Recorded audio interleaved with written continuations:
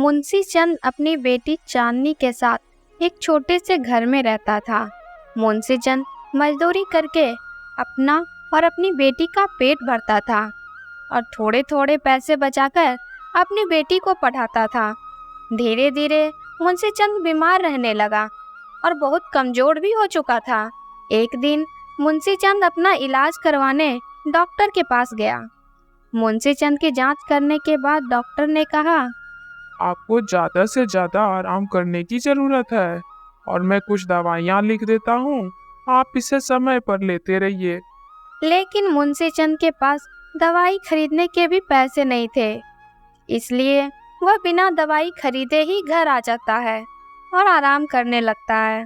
तभी चांदनी वहाँ आती है और पूछती है, डॉक्टर ने क्या कहा पिताजी? कुछ नहीं बेटी, डॉक्टर ने बोला बस थोड़ा आराम करने की ज़रूरत है। चांदनी समझ जाती है कि मुंशी चंद कुछ छुपा रहा है और बिना कुछ कहे उठकर वहाँ से चली जाती है। ऐसे ही कुछ दिन बीत गए। चांदनी देखती है कि उसके पिता की तबीयत अब बिल्कुल भी ठीक नहीं है और वह ठीक से काम भी नहीं कर पा रहे हैं।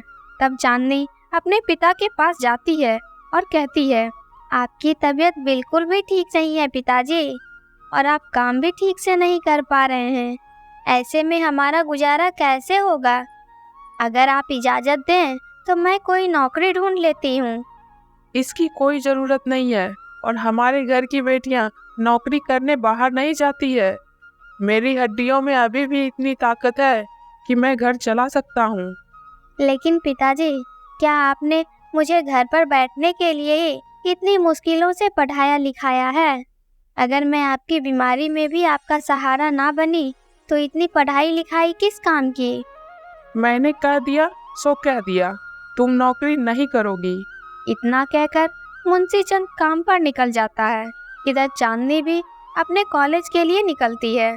चांदनी 12वीं की पढ़ाई पूरी करके अब कॉलेज में दाखिला ली थी। कुछ दिन ऐसे ही बीत जाते हैं। अचानक एक दिन मुंशी चंद काम करते हुए बेहोश हो जाता है। सभी उसे पास के अस्पताल में ले जाते हैं। चांदनी भी वहां पहुंचती है। चांदनी डॉक्टर से पूछती है, डॉक्टर साहब, क्या हुआ है मेरे पिताजी को? घबराने की कोई ज़रूरत नहीं है, खून की कमी होने से ये बेहोश हो गए थे, लेकिन अगर समय पर इसे दूर ना किया गया तो ये बहुत बड़ी बीमारी का रूप ले सकती है। मैंने तो पहले भी इन्हें समझाया था, बट ये नहीं माने। साहब, हम गरीब आदमी हैं, इलाज में अगर पैसे लगा देंगे तो घर का चूल्हा कैसे जलेगा? पिताजी, आप पैसों की फिक्र बिल्कुल भी मत कीजिए, आप बस अपना इलाज करवाइए। इतना कहकर चांदनी डॉक्टर को पैसे देने लगती है। तुम्हारे पास इतने पैसे कहाँ से आए? पिताजी, जब आपने मुझे नौकरी करने से मना किया तब मैं आपको बिना बताए अपने कॉलेज के साथ साथ छोटे बच्चों को ट्यूशन भी पढ़ाने लगी, वहीं से ये पैसे आए।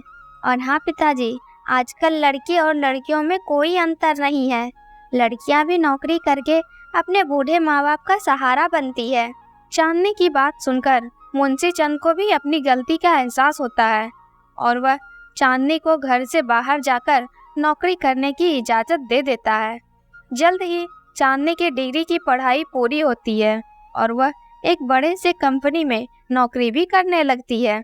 अब मुंशी चंद भी अपनी मजदूरी छोड़कर आराम करता है और एक अच्छा सा लड़का देखकर चांदनी की शादी करवा देता है और फिर तीनों खुशी खुशी जीवन बिताने लगते हैं। टू बी कार्टून चैनल को सब्सक्राइब करने के लिए हृदय की गहराइयों से प्रेम पूर्वक धन्यवाद।